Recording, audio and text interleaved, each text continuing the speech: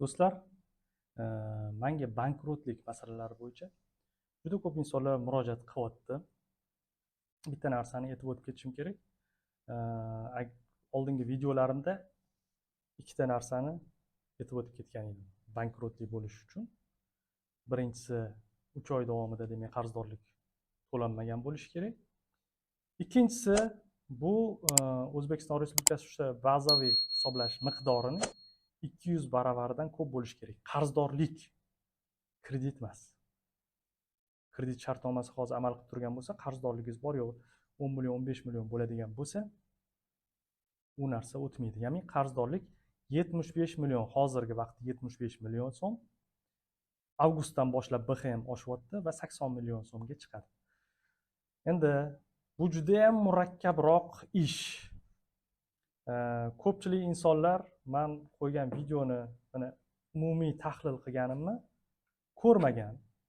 Boshida birlamchi aytib o'tgan narsani ko'rgan va shundan keyin xulosa chiqarib, qanaqa murojaat qilsam bo'ladi, nima qilsam bo'ladi. Men bu narsani polniy o'rganib chiqdim, umumiy juda chuqurlashib o'rgandim va bularni ishlarni amalga oshirib boryapmiz. Endi kim uchun bu manfaatli? Qarang, 3 yilga yoki 5 yilga kredit olib turib, 1 yil 2 yilni to'lab turib va kreditini to'lolmay qolgan insonlar, oyligi kamayib ketgan, ishdan bo'shab qolgan, masalan, mashinani krediti bo'lishi mumkin yoki boshqa narsalarning kreditini olgan bo'lishi mumkin, to'g'rimi? O'shalarni ishi bu manfaatli bo'ladi, chunki faraz qilamiz, masalan 100 million sizda qarzdorligingiz bor va bu kredit shartnomasi bo'yicha 40% dan oshiq hozir penya yozishni boshlaydi. Ya'ni sizga qilinadigan foizlar 40% dan ko'p bo'lib ketadi. Aksariyat bank bilan bog'liq ishlarda kredit shartnomasidan kelib chiqib.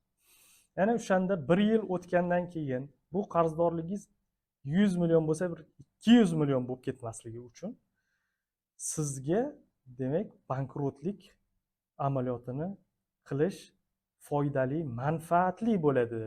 Agar undan kam bo'ladigan bo'lsa, bu manfaatli va foydali bo'lmaydi. Bu narsani to'g'ri tushunib yetishinglar kerak. Keyin yana qaysi kreditlarga bankrotlik faoliyati foydali bo'lmasligi mumkin? Bu ipoteka krediti bilan bog'liq. Ipoteka kreditini olgansiz va garovga ipoteka krediti uyini qo'ygansiz. Ipoteka krediti uzoq muddatga beriladigan, ya'ni 15 yilga beriladigan kreditlar qatoriga kiradi. Endi 15 yilga berilgandan keyin kredit summasi ham katta bo'ladi. Va uni restrukturizatsiya, ya'ni qayta hisoblash sizga zararli bo'lishi mumkin. Faraz qilamiz, 15 yil olingan ipoteka kreditini bor yo'g'i 5 yilligini siz to'lagansiz.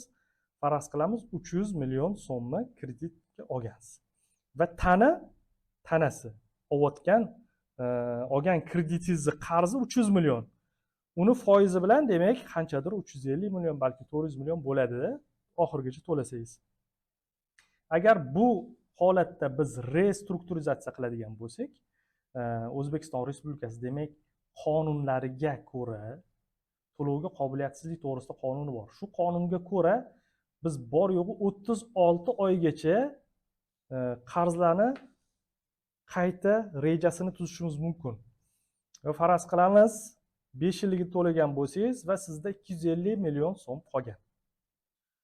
Agar penyasini ham olib tashladigan bo'lsak, prosentlarini ham olib tashlagan bo'lsak, sof qarzdorlikni 250 million qolgan bo'lsa, uni 3 yilga bo'lib chiqadigan bo'lsak, sizga bu holat og'irlik qilishi mumkin. Tushundingizmi? O'zingiz hisoblab ko'ring. 150 millionni 36 oyga bo'lib yuborishingiz kerak bo'ladi. Sizga og'irlik qilishi mumkin va siz buni to'la olmasligingiz mumkin. Endi qayta restrukturizatsiyadan keyin siz to'la olmaganingizdan keyin sizga bankrotlik amaliyoti qo'llanilishi mumkin. Bankrotlik amaliyotida diqqat qiling. Garovga qo'yilgan mol-mulk sotib yuborilishi mumkin. mol mulk olib qo'yiladi. Garovga qo'yilgan chunki u narsa. O'shaning uchun ipoteka kreditlari uchun bu narsa manfaatli emas. Shuni bir hisob-kitob qilib, keyin murojaat qilishingizga to'g'ri keladi. Demak, video yoqqan bo'lsa, like bosing, do'stlaringizga ulashib qo'ying va keyingi videolarimni ko'rish uchun, demak, obuna bo'lib qo'yinglar.